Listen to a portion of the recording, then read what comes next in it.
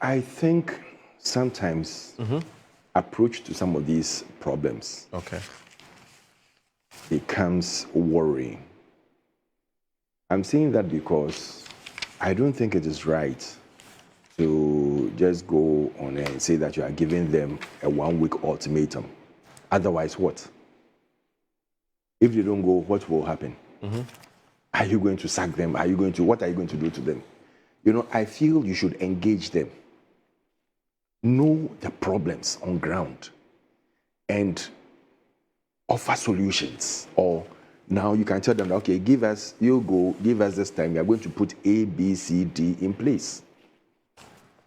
This type of threats being given across, if you don't do this, I'm giving you this time to do things by government officials, should cease. I don't think it's right. It happened recently, I think, when they were meeting when nurses were complaining about their stipends or their salaries. And it's happening again with doctors that are being posted. There was a reason why Agenda 111 was being built across the country. Sometimes giving them new facilities, giving them upgraded places to work, helps them to ease some of them. Because when you go to some of these hospitals outside the regional capitals, you ask yourself, are these hospitals or they are death traps? It's sad when you look at some of these things, when you look at some of these facilities that the doctors have to use, and they don't even have the tools. They go there, and all they can do is to administer maybe paracetamol or painkiller. Now they have even added the sad aspect to it that even the drones that are sending medical equipment. They don't want to even equip those drones, or they want to stop these services that are being given. So you ask yourself, what's the priority of this government? Seriously speaking, they told us that Agenda 111 wasn't their priority, so they don't care about it. And they've shown us truly that they don't care about it. Because even the money that was voted for it for 2026, when you calculate to even save 10, I mean, you ask yourself, can this finish any of the facilities? If you say or you claim a previous government has made mistakes and you are coming in to reset and change the whole scenario or the scenery that you are seeing now. So you are going to, let's say, you are going to do 10 out of the 111. You are going to finish 10. Some are near completion, 90% and things. But you are going to finish them. And you don't give us a clear-cut direction on whatever you are going to do. Doctors are there. You tell them that you go to to your rural areas that we've given you to go and work. If you don't go, I'll give you 1 week. If you don't go, I'll take action. It's like you are threatening them, but I believe that call them. Know some of them. You had administrator.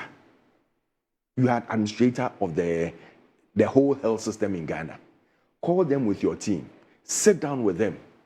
Talk to them. Know what the problem is. Why is it that constant? Because it didn't start today. Right. Let's be specific or realistic. It didn't start today. Some were going. And some you can impose them, and by the time you realize they are outside doing their housemanship and a whole lot of things. Right. But the truth is that you need to appreciate and understand why you post someone to, let's say, Tamale or Zimbila, Bimbila, or Bimbila. there's a Z to the some Z, this thing. Okay. Zebila. You post someone to Zebila, and the person will not go. You need to dig in and see what the root causes. And you offer solutions to that. Not by threatening them and doing a blanket thing. 1 week, I give you 1 week. If you don't go, hey. So if all of them decide that they are not going, what are you going to do? Sack all of them? Or keep all of them away? If the rest decide that, okay, let's join our brothers and sisters because they are all suffering. You can even have a nice rotational system where you say that, okay, you go there 5 years.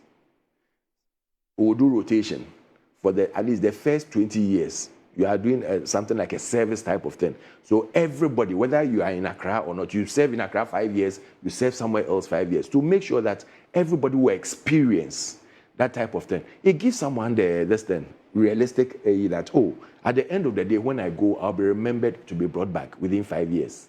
Because they know that there's a rotational thing that is going on.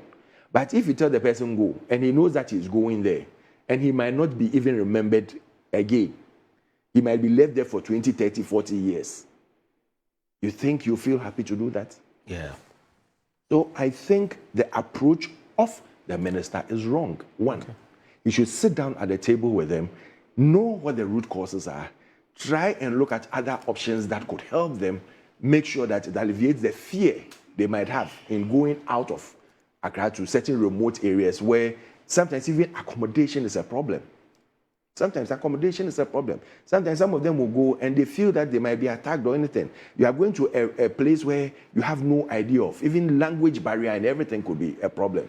Because someone could come and sit in front of you and maybe you are a guy, you can speak Hausa, and the person can only speak Hausa.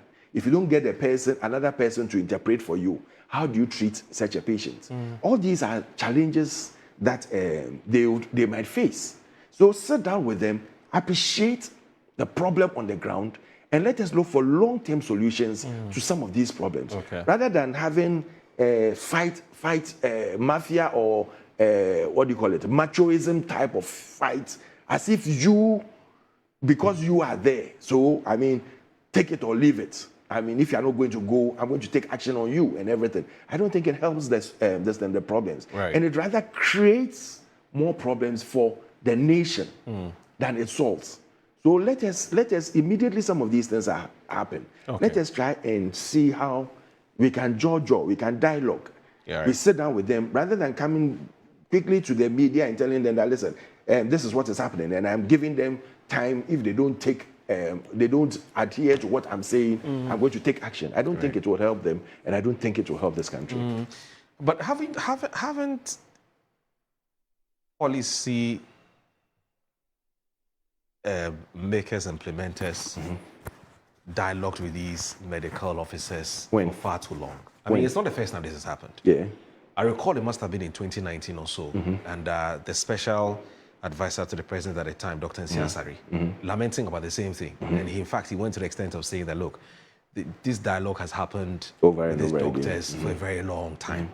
So, but for some reason, in fact, he even went to the extent of saying that part of the problem we have today is because you politicians, when a doctor is posted somewhere, you then knock on the door of whoever you believe is a powerful person. Yes, and then you expect them to change the doctor from where they are.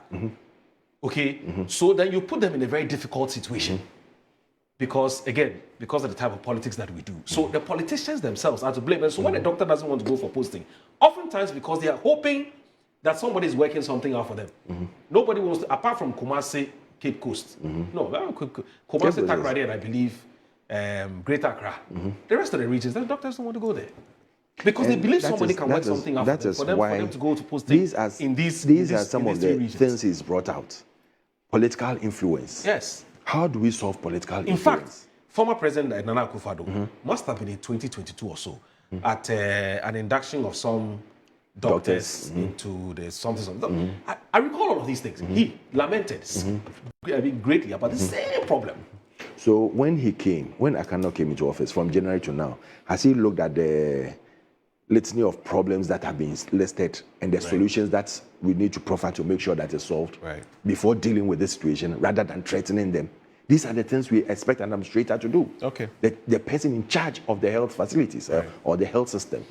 Sit down, look at it.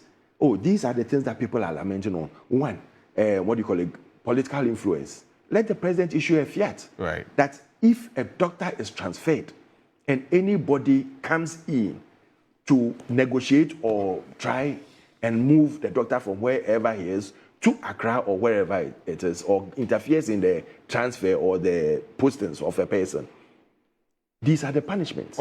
You might lose your job yourself. So when you start putting some of these things in place, and it comes back to one thing. You see, everybody wants a conducive environment to work in.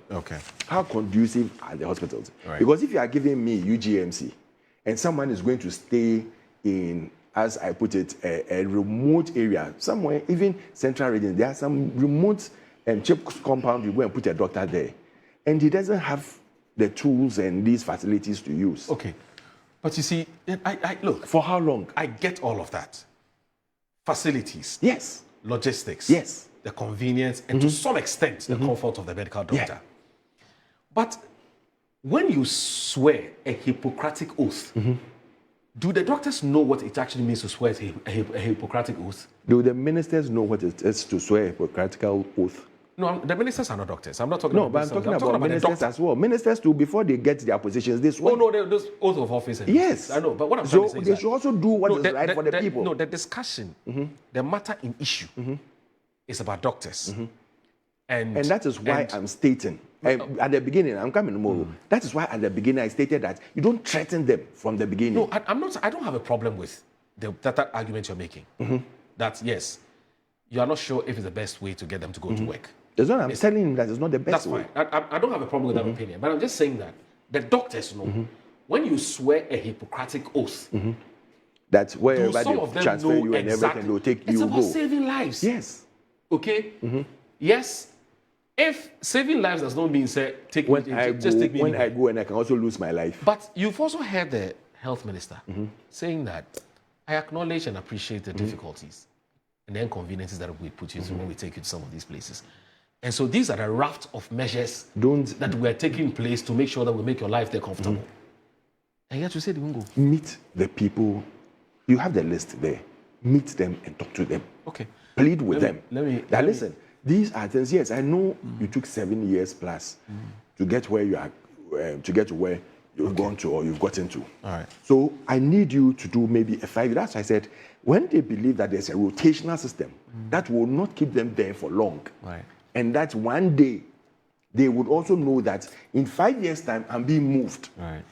to a good facility or to a facility that is better than where I was, so that someone who will come and experience the same thing I'm going through, they become more comfortable. But when they know, like the political influence, that I will be in Kolebu or I will be at UGMC or I'll be at what do you call it, Bank of Ghana Hospital, and in 10 years, in 5 years, I need to be moved, and someone will pick a call and say that you don't know this person. Yeah. So he's never moved. I also will not be happy to do this work. I'll also not be happy to sacrifice or do my national service.